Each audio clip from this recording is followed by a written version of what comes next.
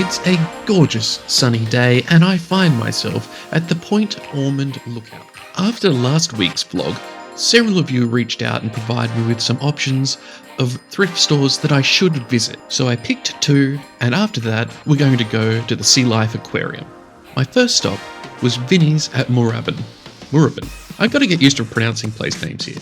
From the outside, it looked like many other Vinnies stores that I'd seen, but heading inside, you're greeted with a fantastic homeware section, amazing cabinets filled with all kinds of treasures and trinkets, and quite the selection of art. Nothing that fits what I'm looking for. Don't worry, the quest for art for the house continues. I will show you what the art is that I want if I come across it, but it ain't this. Although the duck art was tempting. The range of clothing and accessories at this store was also equally impressive. You can find more or less anything at a variety of prices, a variety of brands, ranging from premium, exciting finds through to basics and whatever it is that you're looking for in general. I was particularly impressed with the men's selection because, as I keep banging on about, there are very few places that actually have a sizable collection of men's clothing. But even noticing all of this in the moment, I was still a little bit pessimistic until I came across this.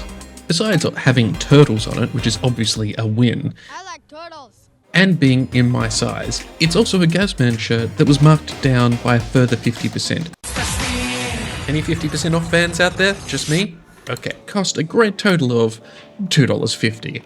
That is a win. Speaking of 50% off, an entire 50% off rack is available with both mixed men's and women's clothing, and I stumbled across yet another neat find in a brand that I know will fit me, which is YD. I know, I said I wouldn't try and get more button-up shirts. YD stuff normally fits me pretty well.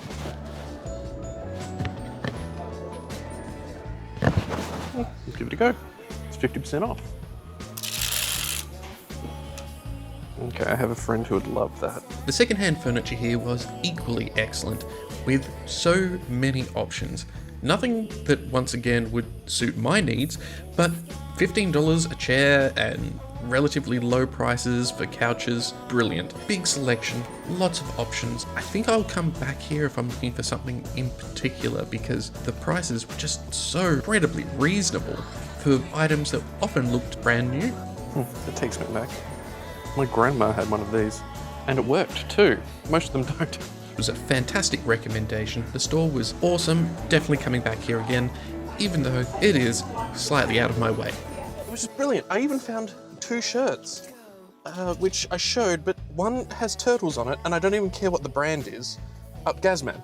$5 in my size, and I know it fits because extra large Gazman stuff always fits me. And a half price YD shirt. To $2.50 for something, okay, yeah, it might not fit perfectly, but brilliant. Thank you so much for the recommendations. My next stop is also a recommendation. Let's see what that's like. 20 minutes later. I've just arrived at my second recommendation, and this place looks incredible from the outside before I even have stepped foot inside. Let me just show you. It's easier if I show you. We're going in. After last weekend's unremarkable performance at thrift stores, I wasn't expecting to go 2 rounds for 2 with 2 excellent stores. Not that I need a dining set, but it does look good. Oh my goodness, it's huge. But being as this is a big warehouse style outlet, which meant more stock, more variety, and hopefully more luck. My first impression was, as I said, this place is huge. Compared to the little corner shops I'd effectively been visiting, this is an entirely different vibe. There's racks upon racks of clothes, shelves filled with books, homewares, furniture, you name it. If you like a bit of a rummage, you're going to find something here. But like usual, I was magnetically drawn to the one cabinet in the store that contained camera equipment and old cameras. The cameras here were a little bit overpriced, but having a look at the accessories, I did spot something in amongst everything that was definitely going to be useful. I left a couple of my tripods back in Tasmania, and spotting a compact tripod like this sitting in the back behind some boxes, this will make getting some stable shots so much easier. This is actually going to be incredibly useful. I always like looking at the furniture section in thrift stores. You can always find something interesting, and I really liked the selection that they had out here. For a couch like that, that's actually incredibly reasonably priced. Wow. Speaking of wow, this dress is fantastic. Excuse my terrible footage. 150 for a dresser like that? What the? The homeware section was also impressively large. I should have come here from the get-go when I was trying to find things for my place, if only I knew it existed.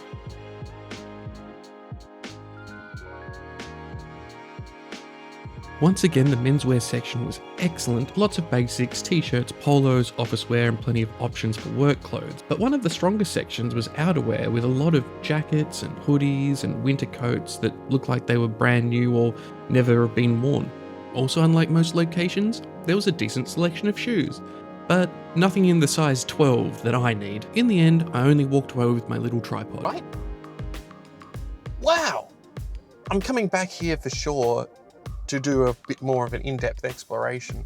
There's so much. Again, mostly women's clothes, but a lot of men's clothes too, and just a lot of general stuff. Awesome. Thank you so much for the recommendation. You know who you are. So now, why not for something completely different? And to be honest with myself, it's something I've been a little bit nervous about. I like fish. I think they're cool, but I also have Thalassophobia, which, if you don't know, is basically a fear of deep water, big open spaces underwater, and sometimes just the sheer unknown of what's down there. So what's the obvious choice? Voluntarily surrounding myself with huge tanks of water and sea creatures. Obviously. Sea Life Melbourne is one of the city's bigger attractions, and it's an underwater world in the middle of the CBD. It's home to thousands of marine creatures, from tiny tropical fish to massive sharks and stingrays and a crocodile. The aquarium is split into different zones, and they're all designed to showcase different marine habitats. There's vibrant coral reefs and an icy Antarctic exhibit. One of the big highlights is the Oceanarium, which is a walk-through tunnel aquarium where you're completely surrounded by water and marine life. So yeah, for me, that's going to be interesting. These little guys, on the other hand, did a great job of calming me down. Look at him. He's so silly. This guy doesn't have a care in the world.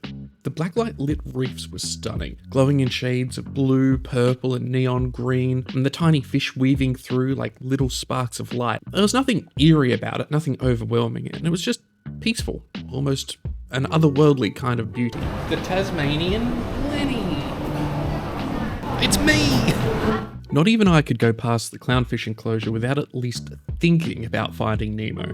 But seeing them darting in and out of the anemones is kind of mesmerising.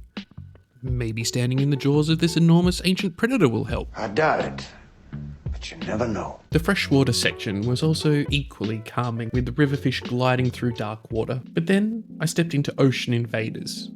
Ocean Invaders is a jellyfish exhibit, and jellyfish are weird, like really weird. These ones, upside down jellyfish, just sit on the bottom, tentacles up, and just wait for food to drift by. And then there were these. They were floating and twisting and moving like ghosts in the water.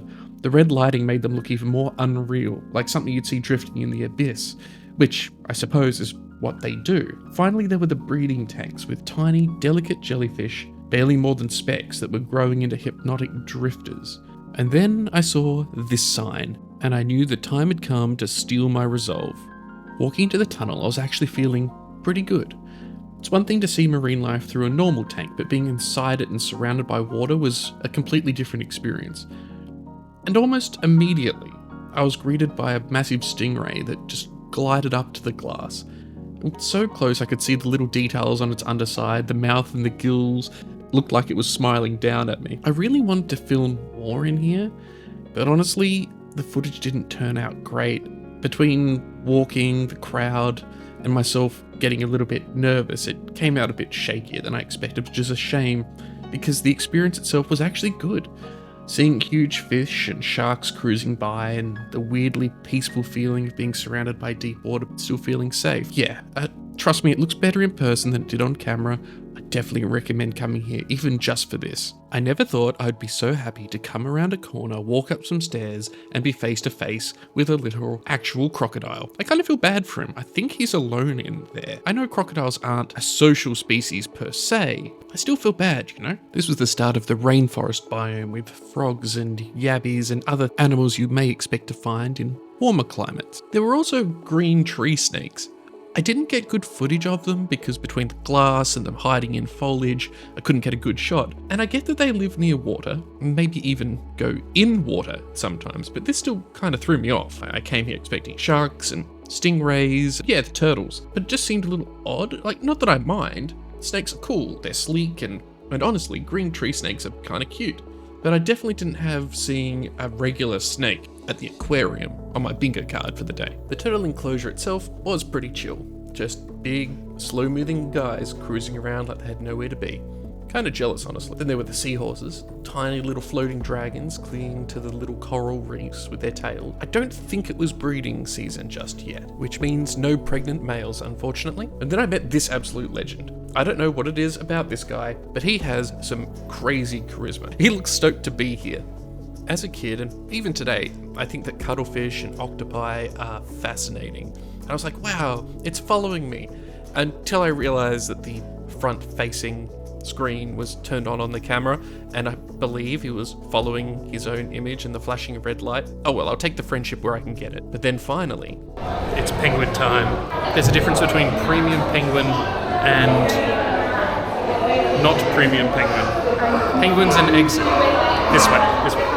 Okay, I was not expecting penguin drama when I came in, but it was a reminder to me that penguins are birds, because other birds that I've cared for carry on exactly like this, whether it be chickens or pigeons or ducks. These three were in the middle of what I could describe as a full-on fight or soap opera. They were flapping, yelling, getting in each other's faces. They were clearly arguing about something. In contrast to that chaos, there was also this little guy. Just look at him, he's so cute. He's just a little ball of floof. It almost looks like he wandered out of another exhibit where he was supposed to be. Little dude, look at him. So floofy. This guy was hilarious. Every time anyone got anywhere near him, whether it be a human or another penguin, he just ran and he hid it behind the biggest penguin he could find. Interestingly, when the keepers were wandering around feeding them, most of them weren't that interested. They were more keen on figuring out where they wanted to stand or trying to get back to their other non-public enclosure. But the best part was getting to see them swim. On land, they wander around, they trip over themselves, and they get into arguments. But in the water, they were truly graceful. And I stood here for a really long time just enjoying their antics. I can definitely understand why the aquarium chose to put these birds, as charismatic as they are, right at the very end. It's a couple of days later, because I forgot to record an outro like a clever person. I wouldn't say I overcame my fear of the ocean, but what I did learn is something interesting. I find the things in the ocean perfectly fine, provided they're separated from the context of being in deep water. So it's definitely Thalassophobia. That was a lovely weekend, and I'll be back next week with something completely different. I'm wanting to go to another few recommendations that I've received, and I'd also like to go to a couple of markets around the place, get a bit of a feel of what the market scene's like here. So hopefully you'll join me for that. I also promised myself that I wouldn't do the like, share, subscribe thing until I'd gotten at least 4 videos down now. So please like, share, and subscribe. I'd really appreciate it. Everything helps. See you then. Bye.